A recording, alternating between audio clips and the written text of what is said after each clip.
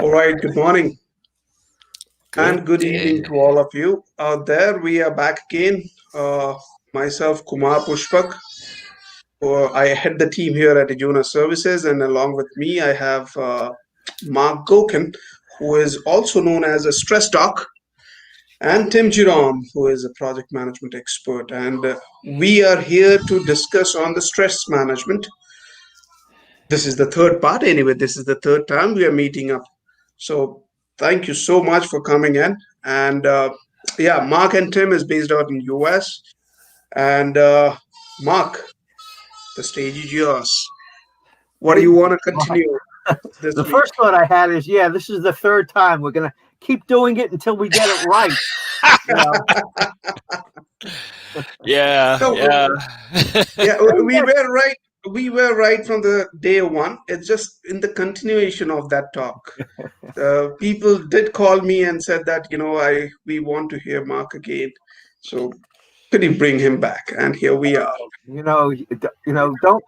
don't feed my ego. That's not a good thing to do. The old expression, "Vanity, thy name is Gorkin." So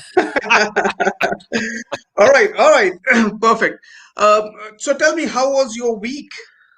oh Was it well, stress free or was it stressful? How did it go?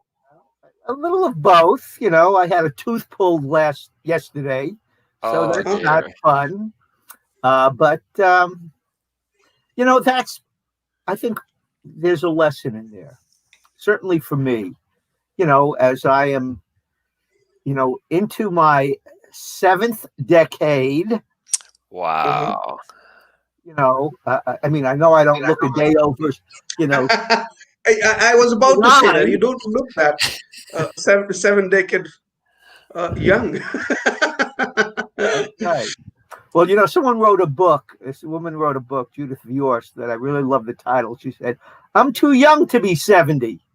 And but what I was going to say, as it relates to stress, is I'm having to accept the fact that as I age, you know, different body parts, are not working as well as they once did.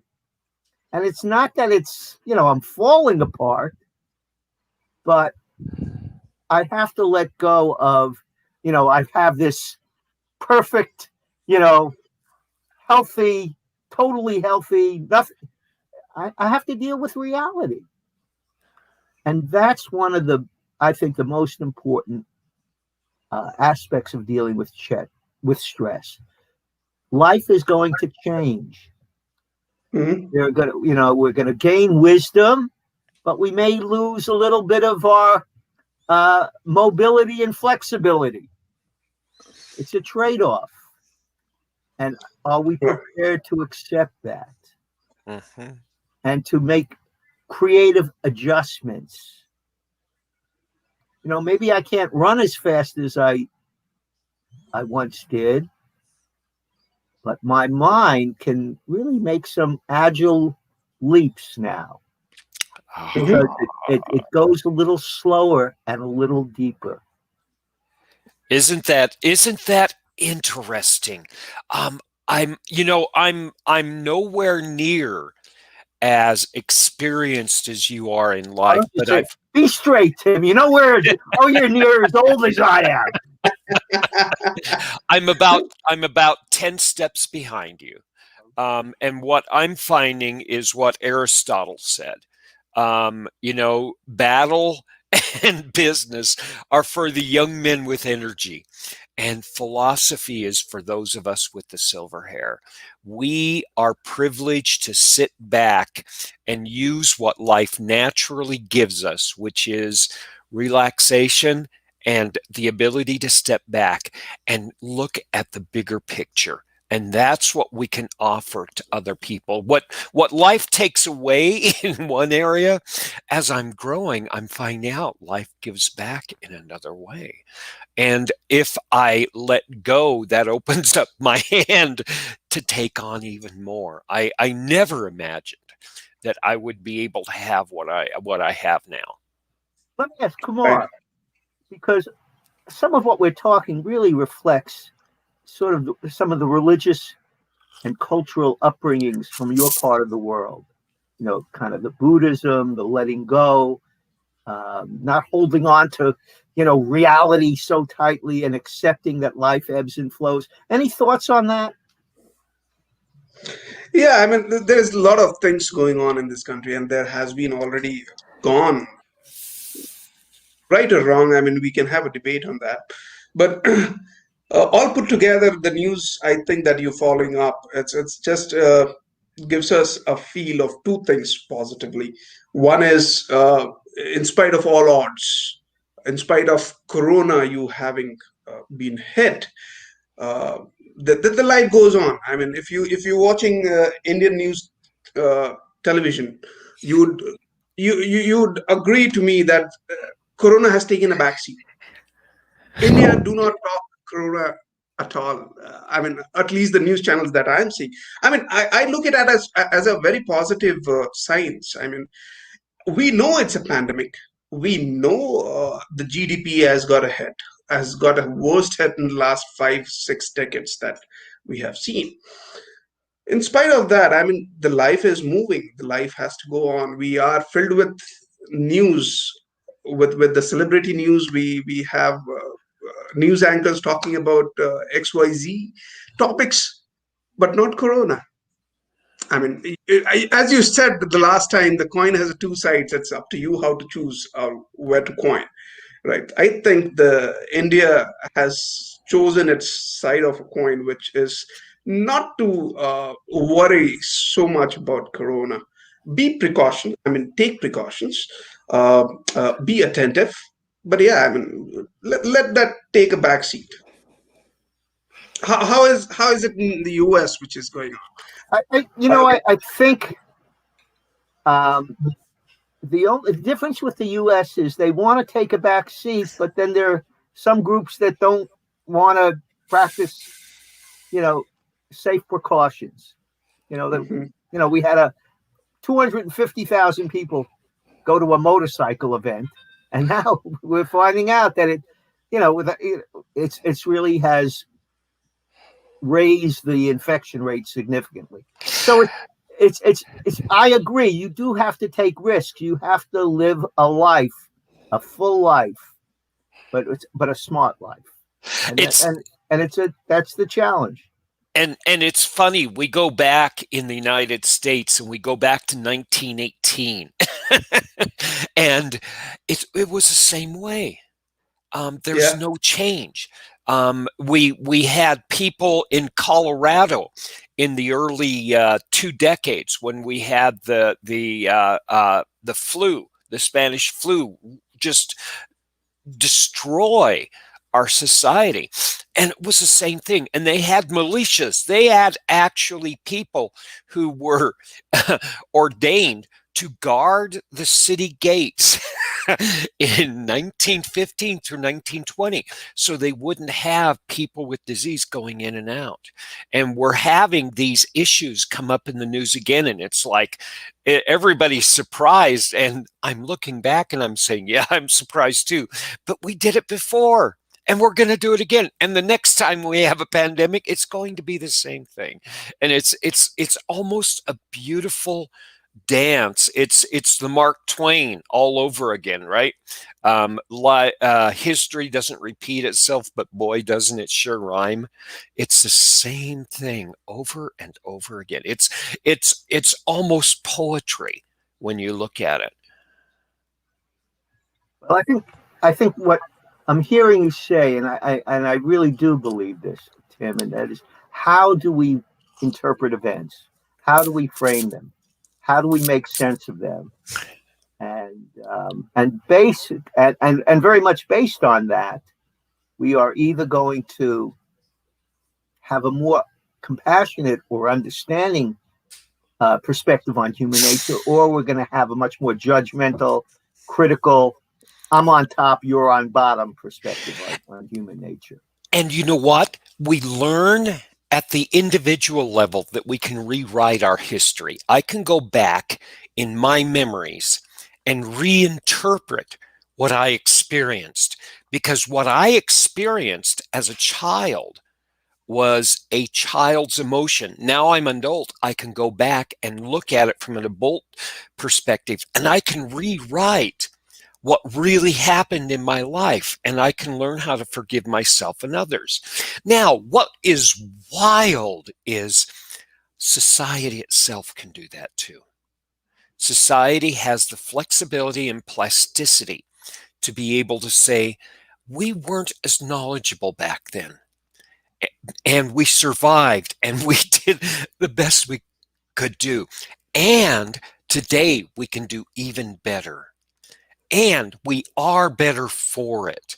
And we are doing better. So as we learn as individuals how to be plastic and how to be flexible and grow, as a society and as groups, we can do the same thing. And that's what gives me hope for humanity right there. Yeah. As we discussed last time as well, certain things which you think you don't have a control, I think you should live that. I mean, start living it instead of taking stress of, oh God, what is this? I'm gonna get killed. I'm gonna get destroyed, and all this sense. Keep it aside. I mean, if you know there's no vaccine as of today, yeah, there are talks which is happening. I see Russia coming up with a vaccine. There are certain other companies who are actually doing a third stage of test, but that's still a talk of the future, right? But today we did see when the lockdown was placed, I mean, the life came to at a halt. Nothing was moving, not the transportation, not the life. We were not moving in, we were locked in the four walls of our room, right? We can do it for a day or maybe a month, but can't do it for life, isn't it?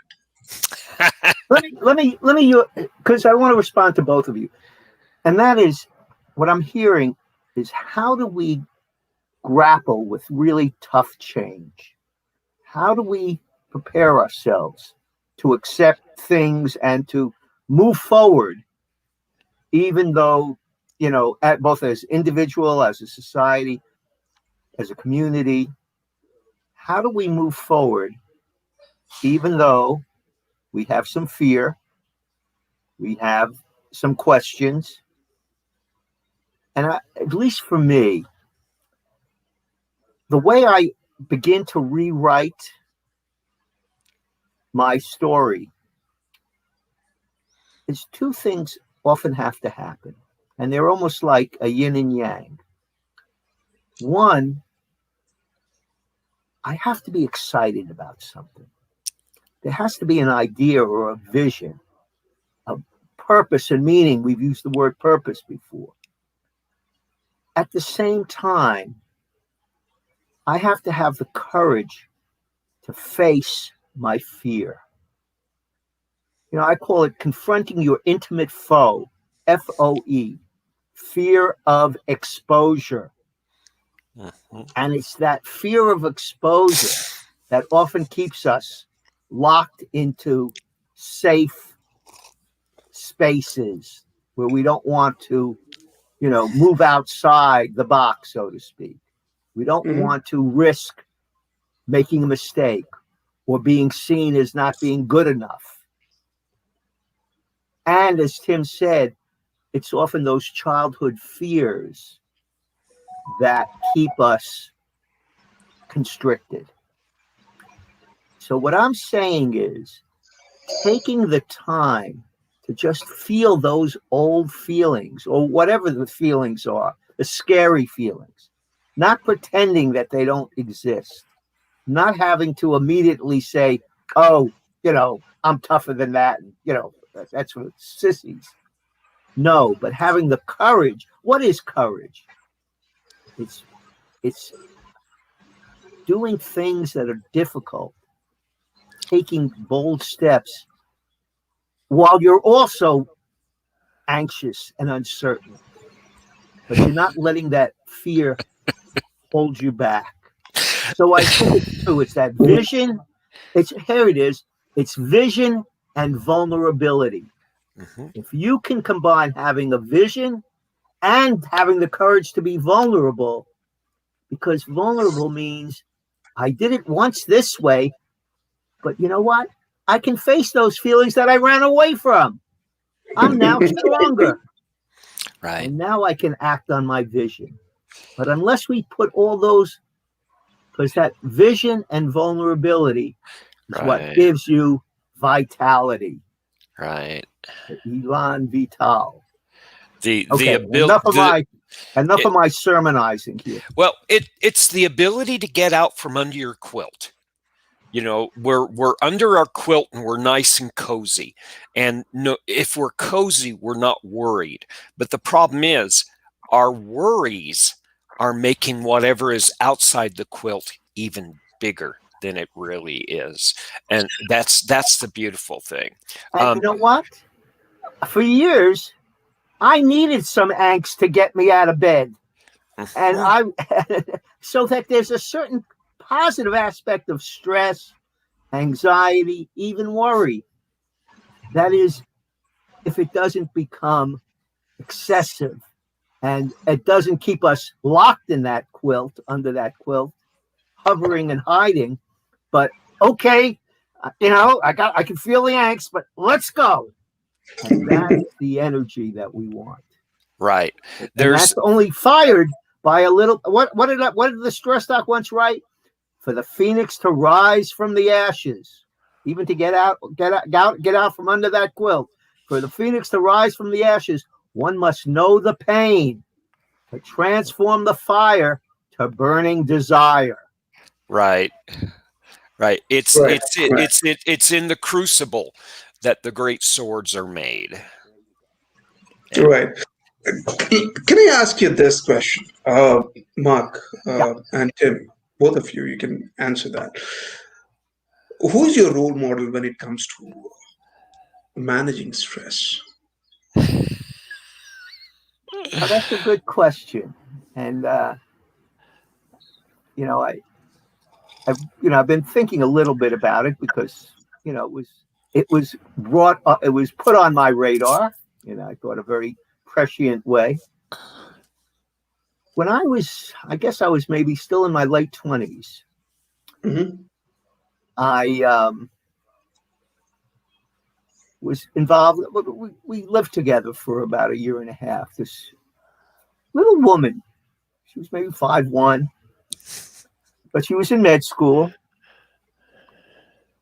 and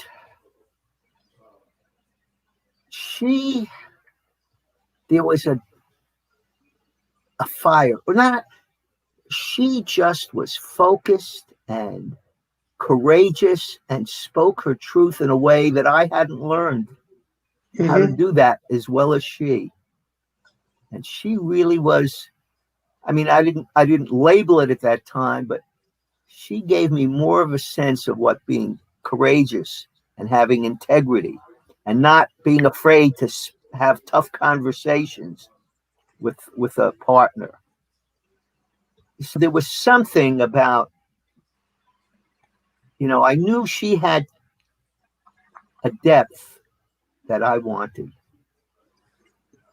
And I think that was really, in a way, um, a truly mind-opening relationship. And Hmm. it was very, I can even look back and still, I owe her a debt of gratitude. isn't that cool? That's wonderful. Yeah. Yeah. What about you, Tim? Oh, let's see. Who's my hero today in stress? Um, Today I was thinking I've been taking a break from my regular philosophers, but the minute Mark was talking, I'm reminded still of Marcus Aurelius. I go back to him. He's one of my constant companions. That poor Help us. What makes him such a, for you, Tim, such an important figure? he doubted himself so much. And he was one of the five greatest empires of the Roman Empire. He dealt with 18 years of plague in Rome. 18 years of something even more virulent than what we're doing. At the same time, he was fighting multiple German tribes outside of Rome, and he was holding things together. And every morning, he would write something in his journal, like he was saying, be patient with the people around yourself, Marcus. They don't have the teachers that you had growing up. They don't have the understanding that you had. And to have somebody who had that much power and that much authority to actually maintain not just civil balance and protecting the people under his watch, but he had compassion. Um, that's an incredible message for me. And that reminds me that I have a reason to be here. And if I can pass on that message or embrace that message, I have a reason to get out from under that quilt every single day. This message, especially, Kumar, you're right. In a sense, we do have to not allow COVID to become our over, overarching reality, sort of like eclipsing everything else. Of course not. And yet, not everyone has the same teachers, the same family background, the same inner strength. So there are going to be people who are more frightened by this COVID experience, who, if they're going back to work, are going to be walking on eggshells. And as Tim said, the great leaders are going to learn how to sort of shepherd all the flock, the ones that are running ahead and the ones that are, walking tentatively, and really give at least everyone a chance to be part of the team. And so that's the great leadership, is to um, have that broad capacity to at least start with where people are. Mm-hmm. Start with where people are. Don't expect them to necessarily be as, you have a vital spirit, Kumar.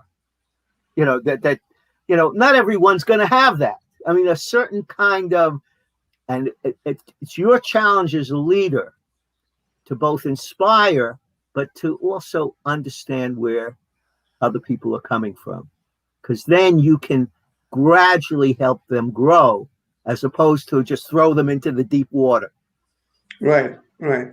Now, so I totally agree. I mean, yeah, you need to have role models out there, and great to hear about the stories out there. I mean, I So was, let's ask. The obvious question, Kumar, who is your role model?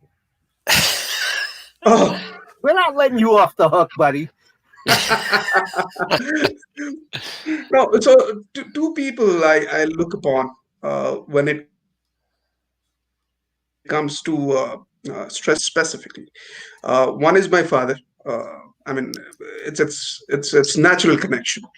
I have seen him always in terms of the happiness, the worries, and how does he manages all those stuffs. I have seen him since the childhood. So yeah, there's a lot of memories that comes along whenever I get into a situation, and then I only think that if he would have been here, what he would have done that, and then yeah, I just follow that course, and yeah, it goes off. The point is very specific here. Uh, you need to set a goal uh, always. Uh, like me, if I have to set my goals, what's my goals? Let me put it that way. So my goals is to remain happy, to remain healthy, to remain stress free. I mean, this is my primary goal. Let me put it that way, right? Now, to get this goal achieved, whatever it takes, let me build that, putting it at the center, right? If so, my goal is not to get into stress, but my goal is basically to get stress free, live happy, right? So with to do that, I need to set a goal. You're freezing. Okay. We'll wait Well, for a moment. okay. Well, let's see if we can tap dance, Tim, Okay, real until quick. You Kumar know comes what? Do back. this. Go. Oh, Oh, there we go. are you back, Kumar? No. Not yet. Oh, We oh, lost There sorry. we you are. for a while. Okay, I'm sorry. Yeah, I thought I got lost. No, so what I was saying is basically to achieve my goals, what all components require, I tend to bring those near to myself, right? And that could be one thing, my wife, my kids, or maybe my car. If I see my car out there, I get happiness. So yeah, I tend to see my car every day. Every morning, I just need to go step down and see my car. If that gives me happiness, let me do that, right? Okay. So we do that. The other guy who really impressed me in terms of managing challenges out there is Gandhi, Mahatma Gandhi, if you know him, right? I mean, we have heard him n number of times. The way he has struggled and managed things out there. So, as I said, any situation that I comes in, I usually bring these two guys into my picture and I just try to solve it. So it works actually. It works like this. I've noticed that there are people, and there are a lot of people who don't have this sense of purpose outside of them. And I've talked to a lot of students that said, Tim, that's great for you. You found your reason, and you can be passionate because you have a purpose in life that has meaning. But I have no purpose. What do I do? And listening to you earlier, Mark, it was funny because you were talking about obstacles and pain, and I had this image of a river, and a river has the banks, and sometimes the banks change. And society right now is like a river, and the banks of the river have pushed on the river a little bit, and the river is starting to get more comfortable, and it's feeling more natural with this little turn around COVID. But the thing is, the river doesn't really have a purpose. The river does not say, I'm going to make electricity for that city. The river is embracing its riverness. It's enjoying what it is. It's being something, and that's its purpose. It's just reveling. It's experiencing being water. And for some people, that is a divine purpose, not to do something, not to create something, not to create a legacy or a monument, but just to merely be who I am in the moment and experience that. And sometimes that is enough for us to get out of bed. Can I build on that, Tim? Because I'm just finished reading a book called the Midlife Passage, uh, from Misery to Meaning in Midlife. Hmm. You know, and for the middle, it's the middle passage from misery to meaning in midlife. And what happens is for many of us who don't have, let's say, a father that was such a wonderful role model, who conform because we were taught to be nice boys and girls, or just always follow the rules, or we we lost our inner voice. Hmm. We didn't really relate to the world. We related to the world more from what's called a persona, that outer part of ourselves, not from knowing and having the courage. Because as a child, if your parents or the school system tells you you have to, give up that, you're too aggressive, you're too, you know, you have to conform. And to the degree that we buy into that, we're losing touch with what Tim's talking about, our true nature, our deeper Right. essence. And at some point, and so a lot of those students that Tim's talking about, it's good that they're sort of feeling anxious about, because they haven't just totally bought into that old role that they were given, but that they learned to play, but they haven't had enough life experience, maybe enough mentors to help them um, really uncover and have the courage to feel all that pain, or whatever the issues were that they had to choose not to be their true selves. Mm-hmm. And now they want to rediscover that. Mhm. Now, the only thing I would tell them is at 72, I'm still learning that. So it's not a one-shot learning curve. No. And in fact, but you do get intimations along the path. Ooh, this feels real. I want to try this.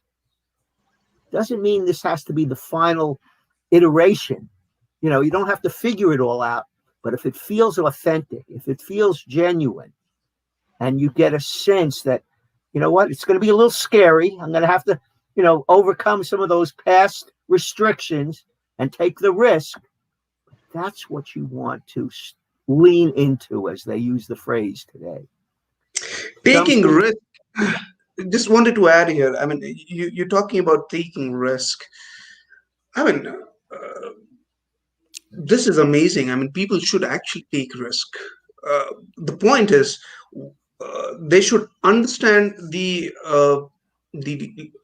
loss or the win part. I mean, they should not get disheartened with the losses that comes in. I mean, they need to figure it out. Why did they lose? I mean, if they can actually have some sort of understanding this, and everybody out there, every candidate, every professional, if they start taking risk, I think world can be a better place to Let me ask you, Kumar. yeah, right. Tell us about a loss that you experienced that led to you growing as a man, as a businessman, as a family man. What was a loss that initially shook you, but that you grew from? Yeah, all right. I did had a loss. I won't call it as a loss, but it was a challenge rather. I call it as a challenge. Uh, my professional life started some 16, 17 years back. Right. And it was not that I wanted to be a businessman or I wanted to be an entrepreneur. I was pretty happy with my professional life. I started my work with Infosys, went on to HP, McAfee. I did work for a tier one company, and then I thought of taking some risk there because the life was at the all right, at the age of 32, 35, my life was very stagnant because I was working with all the tier one companies. The life was so beautiful. The life was so structured, right? It has a time to start, it has a time to end, and then I used to go and hit the bed. So at times it was becoming so monotonous, and I thought of like, I should take a challenge. I should take a risk now.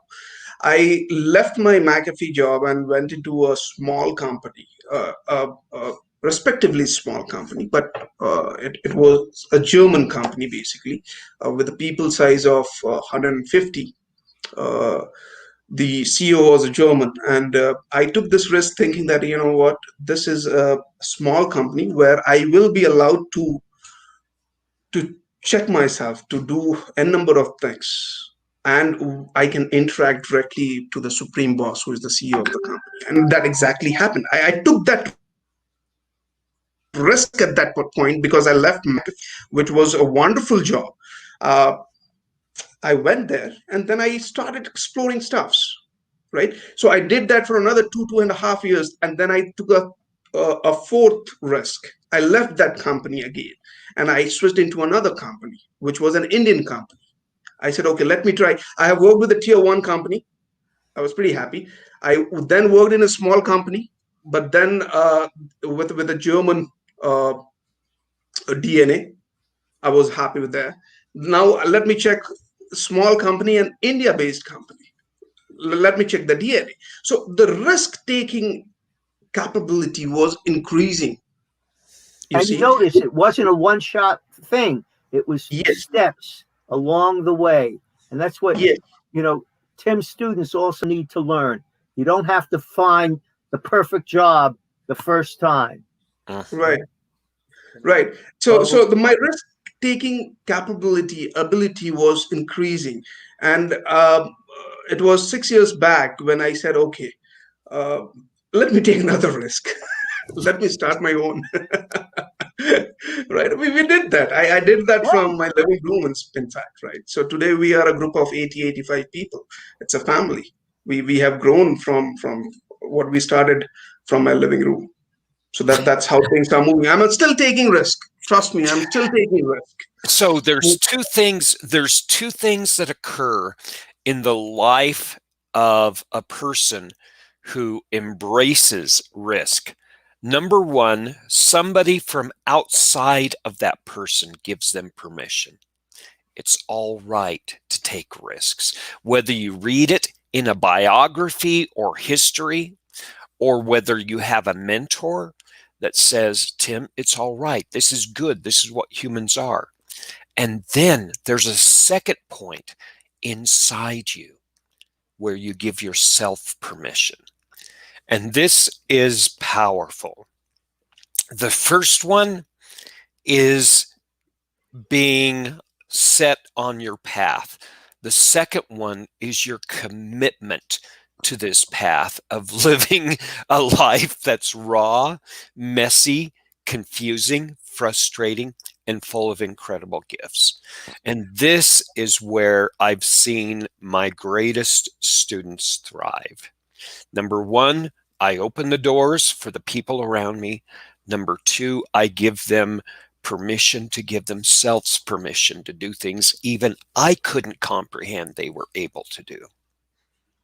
Right. you know, I Tim, I love what you just said. You know, the idea that it's both external and internal, whether it's a mentor or, you know, reading of ideas, and then internal. What I heard. Let me see if I get this right, Kumar.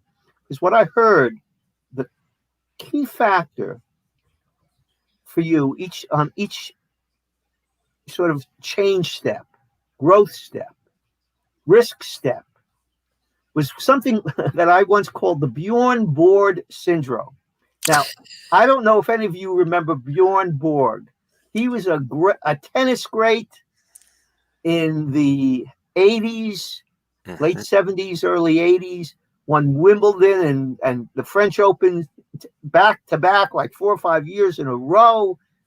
You know, was had fame, money, jet set lifestyle, and boom, at 27 or 28, he burnt out and dropped out of the circuit. How could this be? Right. Oh, I really started thinking about this. I realized what he had to do to be great is he had to be, for him, practicing hours and hours, each stroke every day, day after day after day.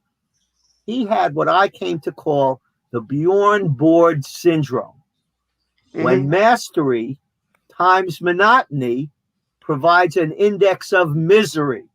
Right, right. And you then, Kumar, had some of that feeling of monotony.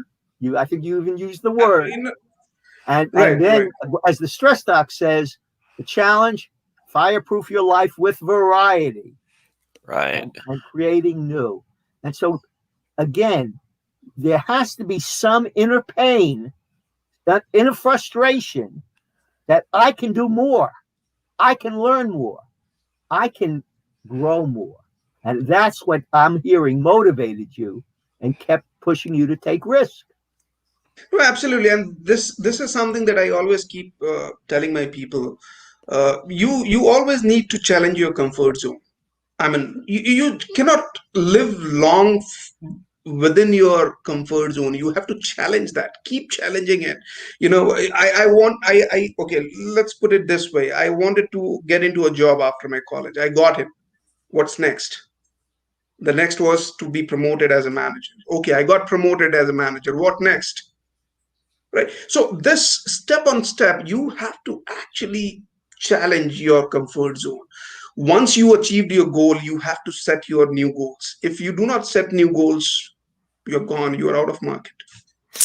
And to build on that, we started talking about how do I put up and how do I maintain the management of stress when it's something like COVID is there with me constantly. And what you're saying is that there has to be some type of challenge. I'm up to the task. And what I've found is that people who reorient themselves to not being prepared necessarily for another pandemic, not being prepared necessarily for an earthquake or another economic disaster, but being prepared for the general unknown itself are the ones who are brilliant, who are the ones who are more resilient and more plastic. And getting back to what you're talking about, if I practice this in a safe manner day by day, when the big things hit me, my skills are sharp. I'm going to be able to bounce back. It's just like if I have to walk 20 miles today, it's going to be tough. But if I walk 4 miles a day and then 5 miles a day and then 6 miles a day, I know I'm going to be all right if I have to walk 20 miles a day. And by exploring and embracing this concept of, pushing my boundaries, even when I'm 60 or 70 years old, I'm not going to be running. I'm not going to be Correct. walking as fast as I did, but I can do a little bit better than I was today. That's all I ask for. And I Yeah. learned and I learned this in my company. I was in a really very, very type A corporation where everybody had to win and a few people lost. But I said, no, no, no, no. I don't care about anybody else. All I have to do is be a little bit better than I was yesterday. If that's all I focus on, nobody's going to keep up with me. And nobody did. And embracing what you're talking about, Kumar, and what you're talking about, Mark, as a mechanism for managing stress, it not just helped me manage stress, it helped me celebrate my purpose in life. I was able to spend less energy worrying about what other people were doing and more energy on enjoying what I was doing and enjoying my progress. And that was, talk about those moments of clarity and those moments that said, when did I take a risk? That was a big risk. I got out of the win-lose game and I got into the how can we move forward together game. And that was huge. It was like turning a page, and it was like Tim was a totally different person overnight. I, Right. I feel like I want to follow both of your footsteps and just share a little sort of story related to COVID and how it's really has changed my life in the sense that before COVID, I was going one day a week down to a mental health clinic in Washington D.C., seeing four or five people, providing therapy. And COVID hit. We Mhm. were no longer able to go into the office, and I had to start, doing teletherapy and even more Zoom therapy. Mhm. And as I've explained, I am not a maven when it comes to technology. So this was all, kind of pushing myself outside of that comfort zone. Yeah. And I found that, I can still, like what we're doing, we can, I feel like the three of us are truly engaging with one another, even though we're, in both cases, thousands of miles apart. Right. Um, and guess what? I was like a glutton for punishment. I realized, instead of just working with individuals, Mark, you could run a Zoom group with these clients. Yes. So I said, okay, let me. So I spoke to my bosses and I said, you know what? I think I can run a Zoom group. And I'll tell you what. I'm sorry to Yeah, that's interrupt. okay. Go. And I'll I'll tell get you back. what. We should be actually thankful to Corona, by the way. I mean, I might be sounding little absurd, but we should thank, because that, I mean, there is a lot of, I mean, me and Tim were talking about the teachings what Corona has given us. I mean, there is a lot, which, I mean, the speed that we got in terms of accommodating technology in our daily life, in our daily business, it was tremendous. I couldn't see that the speed was there even a decade back. I mean, the entire decade passed, but I mean, people were still so lazy that, hey, you know what? Okay, that's fine. That's fine. I mean, physical presence is still important. Meeting can only, I mean, I was surprised. I remember one of the instant when I was working for a company. So my manager asked me to actually go and negotiate. And that particular day, I was not so well. I mean, I was just, I mean, Corona was not anywhere there. I mean, I'm talking about some 7, 8 years back story. So there was a deal that I had to close in, and my manager said, hey, why don't you actually go and meet the client and get this deal done? I said, okay, I'm not keeping well. Can I actually do it on WebEx? Let me do that online. He said, no, I mean, how can you even imagine that, you can negotiate virtually? I mean, you need to sit across the table, go and meet, greet, talk, see his facial expression, and then, I think then you will do a good job. Do one thing, wait for a couple of days. Once you get back to normal, come to office, meet him in person, and get it done. I am thinking now, what was that discussion and what is this discussion today? Yeah, yeah. And that gets back to why we were talking about how sometimes really embracing change is difficult for people. They're comfortable, they know what works, and why shake the boat, so to speak. Right. And yet, when you have something external like COVID, where every boat is shaking, nothing can be assumed anymore. And that frees us. That state of crisis kind of challenges all those old truths, and it really certainly challenged me to see that there are other ways of providing therapy in a meaningful way, True. not just through the teletherapy, the Zoom, but in groups. And I'm convinced that we still haven't pushed all the boundaries on this virtual. You know, I'll tell you. When it really, I was doing this was a face-to-face workshop. Before COVID, Uh-huh. but we had people in the room. It was a conference, a teleconference, but we also had about equal number of people. In the I call it the electronic ether. They Mhm. were. But and I did my drawing exercise, and I was wondering, how is this going to work? I know how, I'm going to give out paper and pens and colored markers to the people in the room, and they're going to, talk about, what are the sources of stress and conflict in your everyday work life, and they're going to have a great time talking, and then they draw pictures about it. It's group art therapy. But I'm wondering, what are those people?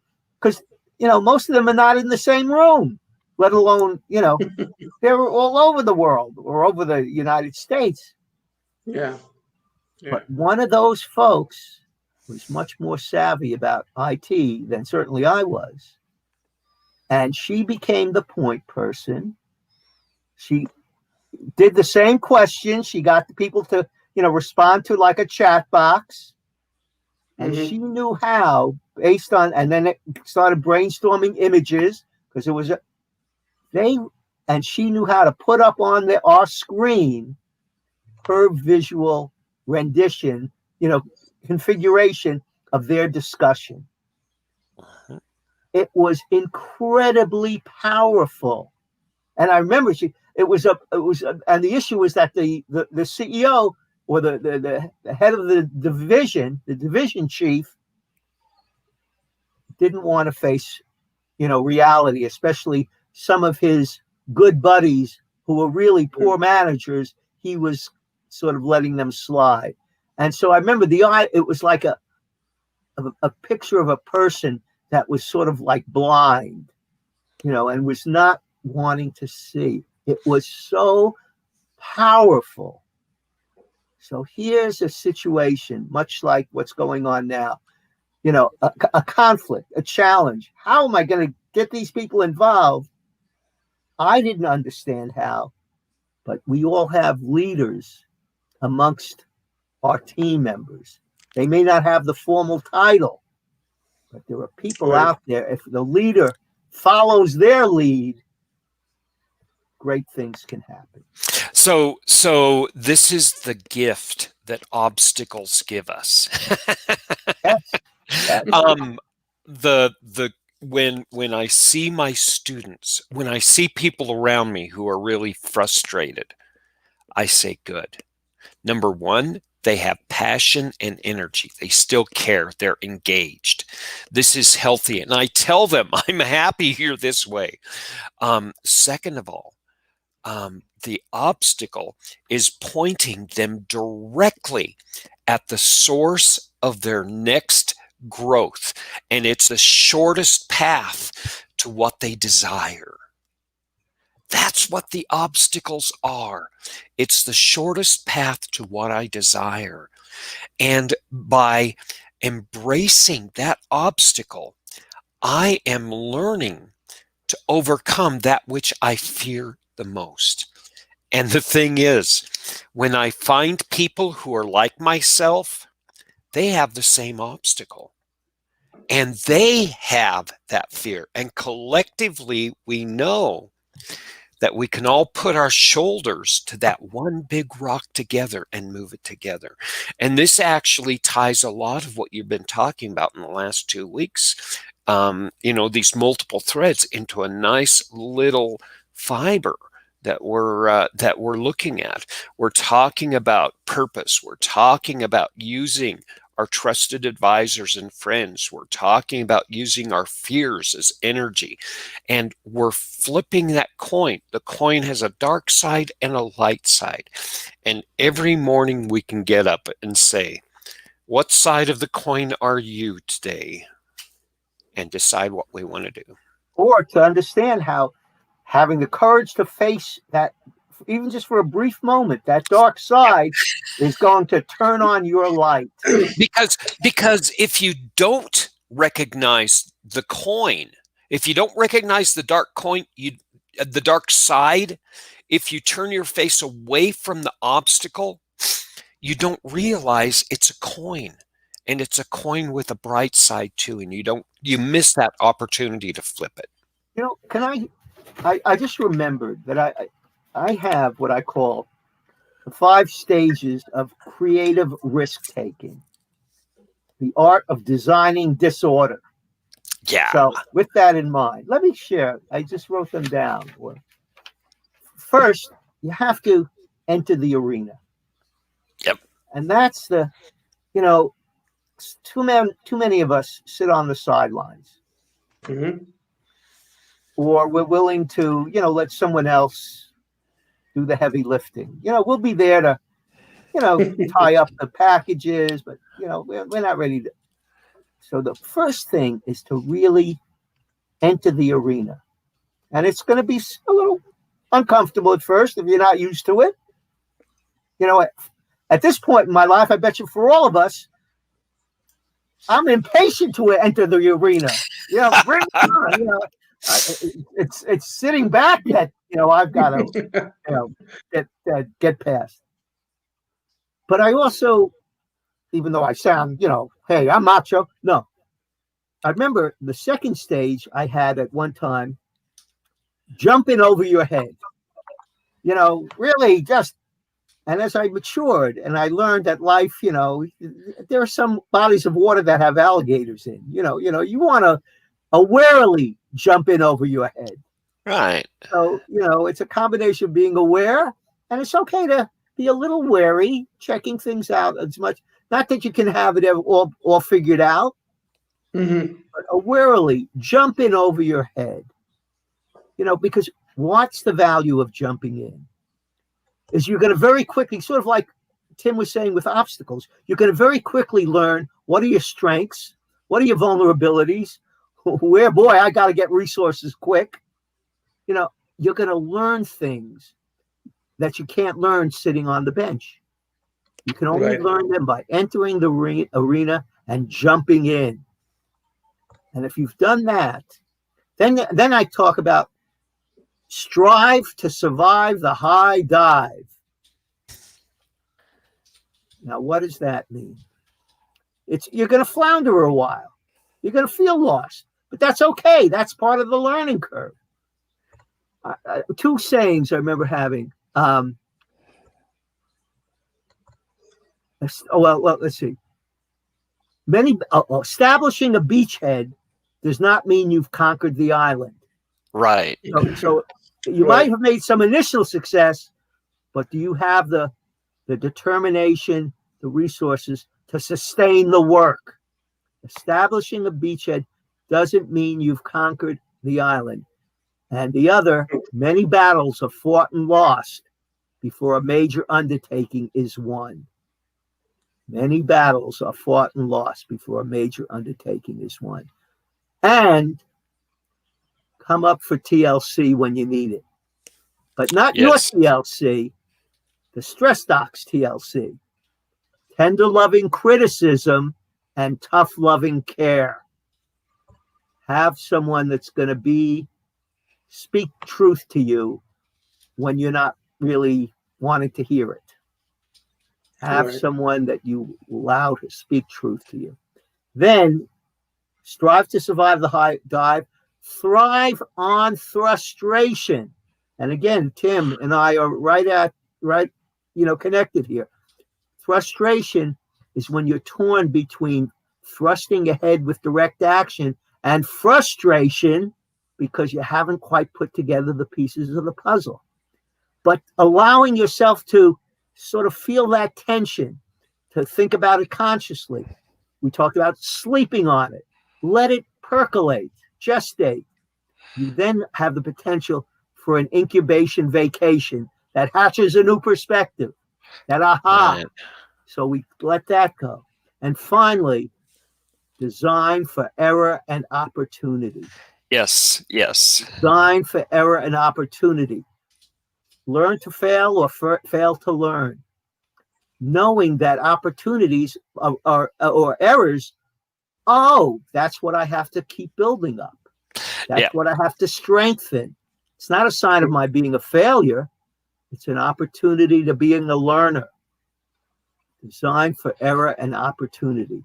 And then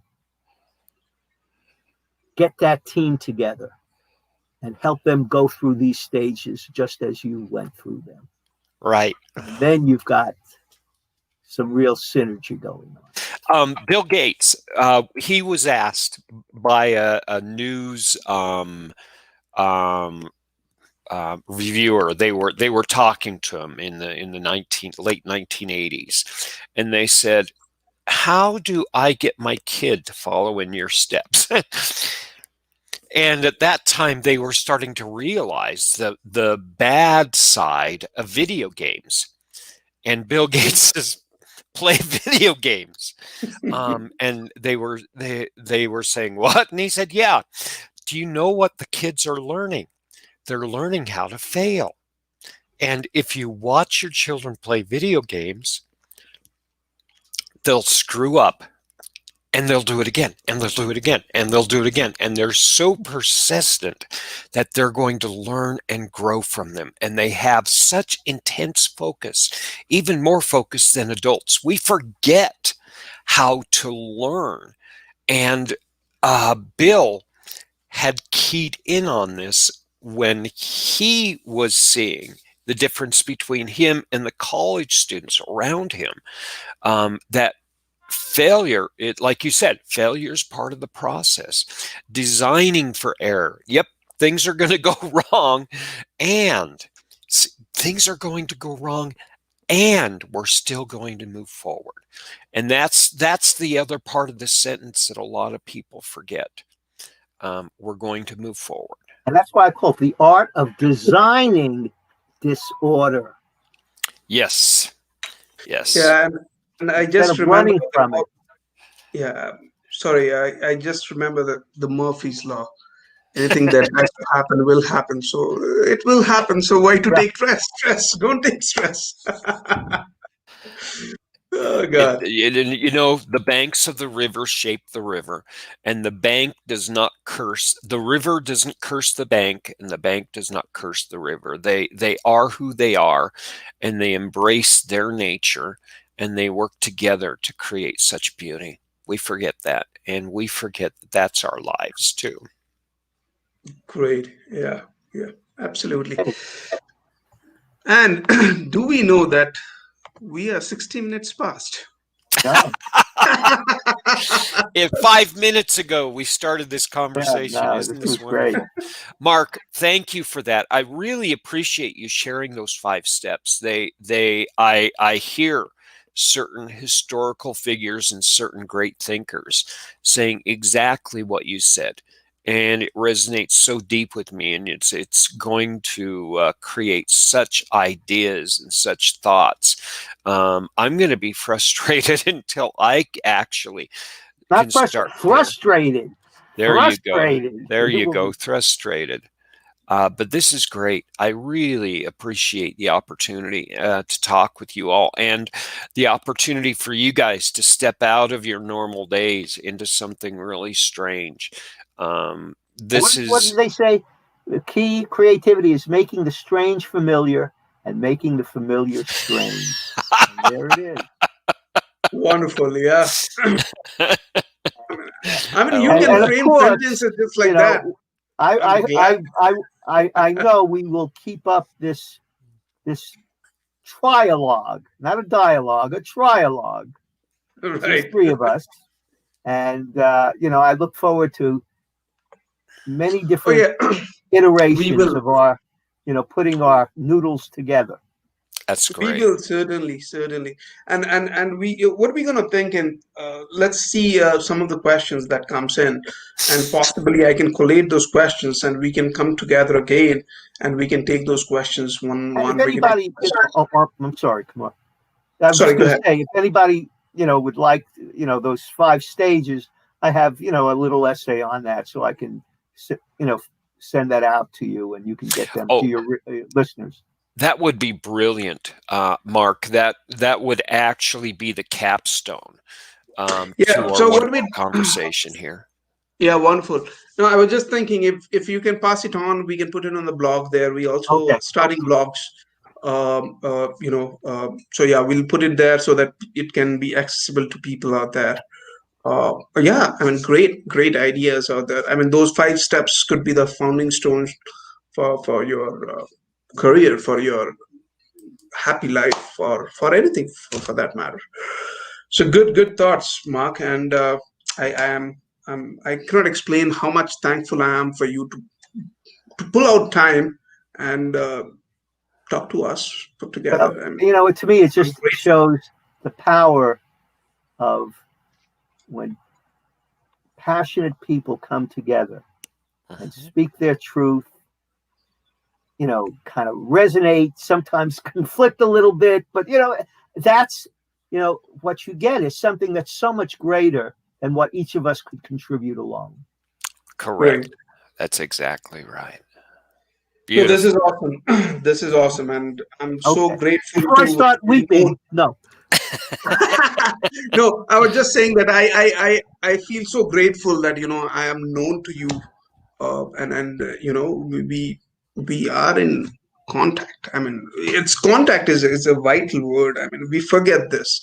Establishing contact and then nurturing that contact is very important. And you and us have been into business and discussion for long. So I'm grateful to have that kind of relationship with you. Thank you so much. And Tim, thank you. It's always a pleasure. It's always a pleasure. Mark and Kumar, thanks for pulling this all together, and looking forward to continuing the conversation and the debate and seeing where our lives take us. Absolutely. The mystery continues. Yes, it does, doesn't it? All right. Okay, Thank you, people. gentlemen. Again, everyone. Yeah, Have a thank great you, day. everyone, for listening us. Thank you so much. And thank you, Mark, Tim. Enjoy the rest of the day. Cheers. Good Bye-bye. day. Thanks Bye. again. Bye.